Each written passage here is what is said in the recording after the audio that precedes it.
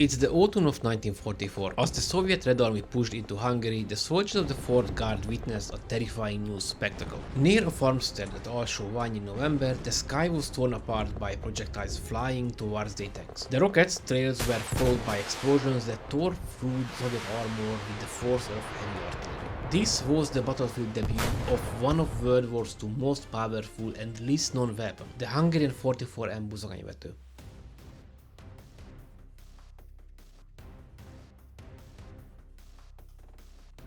Its name translating to the Mace-Thrower evokes a brutal medieval power-fitting description for a weapon designed to serve one purpose: to destroy the heaviest tanks of the battlefield. The Soviets reportedly hated the damn things, recognized its power, and prioritized the destruction of any if they found. While largely forgotten by history, the 44M Buzogányvető was an outstanding weapon, a solution born from desperation that arrived too late to change Hungary's fate. By 1942, the Royal Hungarian Army found itself in a difficult position on the Eastern Front. Its armored forces built around domestically produced tanks like the 38M Toldi light tank and the 40M Turán medium tank. They were powerless against the newer, modern, more powerful Soviet tanks. The appearance of heavily armored tanks like the T-34 and the KV series created an urgent need for a new anti-tank weapon that could reliably defeat them from a safe distance. Logically, Hungary turned to Germany for assistance. The Hungarian army requested access to Germany's latest anti-tank technology, including the license to produce weapons like the Panzerschreck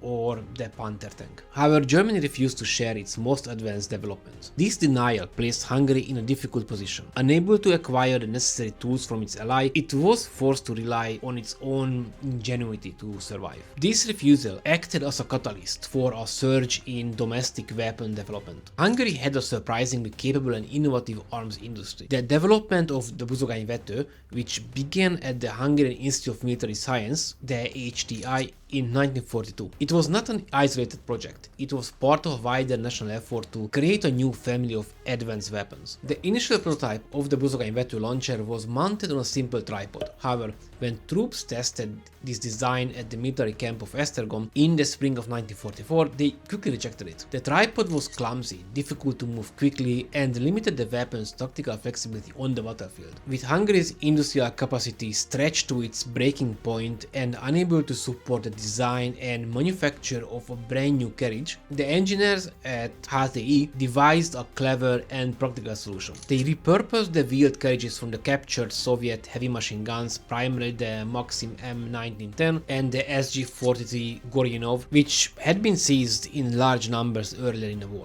This decision provided the weapon with excellent mobility and a stable firing platform at the minimal cost. The final design featured two large launch tubes, a simple machine gun style sight for aiming, and a large tin metal blast shield to protect the gunner from the rocket's backblast. A crew of 3 operated the weapon: a gunner who aimed and fired using 2 paddle-like triggers, and 2 loaders who handled the heavy ammunition. The firing mechanism of the Buzogányvető was one of its most innovative features. To fire the weapon, the gunner would pull a trigger that discharged a blank Mauser rifle cartridge. The gas from this blank round ignited a small initial propulsion charge. Then this charge was not powerful enough to send the rocket flying, but was designed to gently push the massive projectile out of the launch tube, moving it a safe distance away from the crew. Approximately 2 seconds later, after leaving the launcher, the main solid fuel rocket would ignite, accelerating the rocket to its targeted speed of around 200 km/h. This two-stage system was a crucial safety feature that protected the 3-man crew from the intense backblast of the main rocket engine, a significant danger with such a large projectile. The Buzogányvető system was designed for tactical flexibility and could fire 2 different types of warheads, allowing it to engage both armored and soft targets.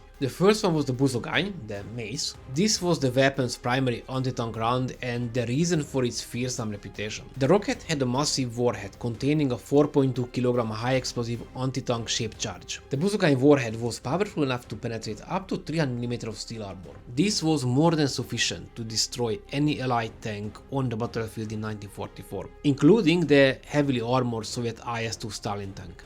The other type of projectile was the Zapor, which means rainfall. To counter infantry and unarmored targets, the system also could fire these Zapor projectiles or rockets. This was a high explosive fragmentation warhead designed to saturate an area with shrapnel upon detonation. This dual purpose capability made the Buzogányvető a versatile asset for the hard-pressed Hungarian defenders. The operational history of the 44M Buzogányvető is almost entirely confined to one of the most brutal battles of the Second World War, the Siege of Budapest. From late December 1944 to February 1945, the Hungarian capital was turned into a fortress, defended to the last man by a combined force of German and Hungarian troops. Of the 600-700 Buzogányvető system produced, the vast majority were deployed in the defense of the city. While the weapon's effective range of up to 1.2 km suggested it was designed for open field combat, it proved to be perfect for the chaotic house-to-house fighting in Budapest. The weapon's long range inaccuracy became irrelevant when targets were just few hundred meters down on the street. The lightweight wheeled carriage allowed its three-man crew to quickly move the launcher from one ruined building to the next, setting up ambushes and disappearing before the Soviets could respond. Its immense firepower could not only knock out a tank but also demolish buildings, creating instant roadblocks and killing zones. In the desperate street fighting of Budapest, the Buzogányvető became a devastatingly effective urban combat weapon. Though its service was brief, the Buzogányvető left a strong impression on both sides. Anecdotal reports from the Hungarian sources claims that in one 2-day period between January 4th and 5th of 1945, the rocket launchers were credited with destroying 9 Soviet T-34 tanks and damaging several more. This effectiveness did not go unnoticed by the Red Army Command. They identified the Buzogányvető as one of the few Axis weapons that posed a credible threat to the heavily armored IS series tanks. Consequently, after the Soviet forces captured the Weiss-Manfred factory in Chapel Island on 20th of December 1944, they reportedly made a concerted effort to destroy the remaining stockpiles of the weapon and its ammunition, ensuring it could never be used against them again. The perceived potential of the Buzogányvető led to several desperate attempts to create a self-propelled version. Some crews mounted the launchers on trucks, creating a mobile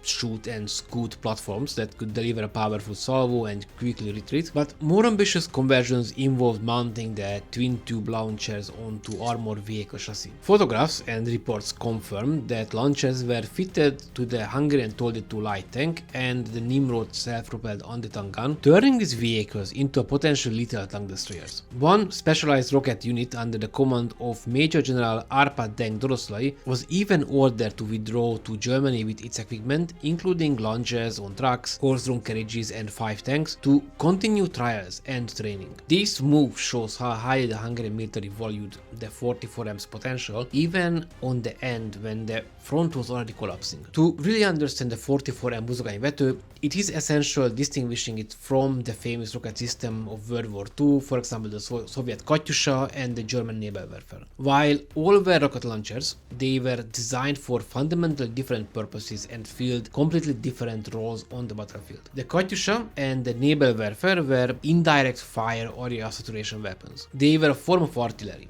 Their purpose was to launch a large number of high explosive rockets in a very short time to cover a wide target area. A battery of Katyushas could deliver tons of explosives over an area of several football fields in a second, but they were not designed to hit a single small target with precision. In contrast, the 44M Buzogányvető was a direct fire point target weapon. Its design and primary ammunition were focused on a single task: destroying an individual heavily armored vehicle or object. Its operational use involved engaging specific tanks at known ranges, not blindly bombarding a grid coordinate on a map.